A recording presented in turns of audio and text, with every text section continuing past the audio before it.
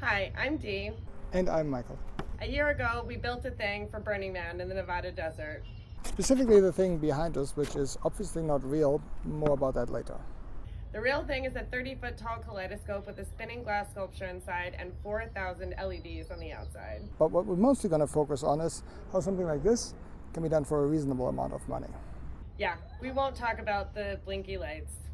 Nope. We promise. If you don't know what Burning Man is, it's this thing in the desert in Nevada with about 70,000 participants. Lots of aspects to it that has to do with making things and presenting it, but we're only going to focus on art installations. And when we talk about reasonable costs for Burning Man art, it's actually quite high. We have here some examples. $50,000, $150,000 is not unusual. The question is, can you do it for a reasonable budget? Let's say $10,000, which works out to be about 13 cents a visitor, and still deliver an engaging experience. There are a couple ways you can fundraise your project: using your own money, getting a grant from the org, or fundraising through the community. If you want to create engagement and create a community around the project, really the last option is really the only option. I should also say, when we talk about costs, there are other challenges associated with it. Pretty remote, so transportation is a big factor. Things like pizza for the build crew. You need to deal with the fact that there are no services of any kind available, and sometimes the weather really sucks, so everything needs to work in that environment. When designing the Kaleidoscope, the team took into account transportation and assembly on Playa as two factors in our design.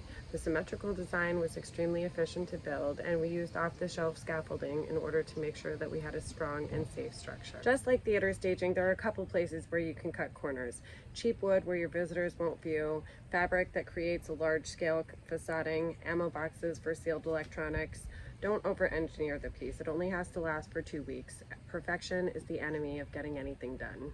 There are obviously other areas where you cannot cut corners. That's foremost safety when it comes to electrical standards and anchoring to the floor, but also reliability. You have to do a lot of testing and add air filters to the generator, but also on the appearance on the outside, which is very visible. So you want to use the right fabric, you want to use real mirrors, and you want to use high quality LEDs. Fundraising is definitely a difficult aspect of building art installations. My best recommendations are: don't have followers, really have friends, create engaging experience like a key, and definitely do your fundraising in chunks. Those will ensure that you have enough money to complete your project before the end of the year and take it out to the desert. The initial idea for a fundraising token was a small kaleidoscope, but that turned out to be just too complicated and too time-consuming to assemble. So instead we went for a necklace that has an embedded RFID chip, and that actually engages with the installation itself. So if you have one, it would change colors and patterns based on the colors of the necklace, and those were incredibly easy and fast to make on a laser cutter, so that worked out really well. So this is what we ended up with at the end. It's a 30-foot tall structure with a kinetic sculpture inside that encourages people to cooperate, to move it.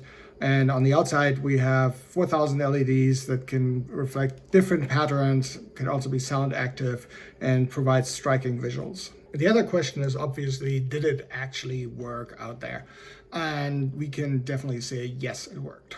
The Kaleidoscope is an accomplishment in building a large, captivating piece of art funded by the community and enjoyed by all. The foresight and planning made it easy to continue showing the piece at the Ventura County Museum and the Venice Boardwalk.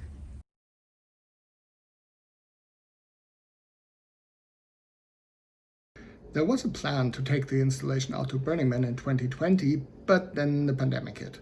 So instead we took all the design files that we had and simply made a virtual version, and now we have a version in AR and VR, and that also helps with engagement and to just keep the idea alive and engage people. Back to the original question, where did we end up on the money side? So we spent a total of a little bit more than $10,000 actually. And the largest chunk by far is actually the scaffolding. The electronic side is actually not that expensive. Turns out that LEDs have become so cheap we could have done for twice the amount if we wanted to. But the bottom line is, yes, it is totally doable within the constraints that we set at the beginning. You don't have to mortgage your house or sell your soul to pull it off. Don't be afraid to try. The only thing you have to lose is chasing your dreams by building something beautiful. See, no talk about the 4,000 LEDs.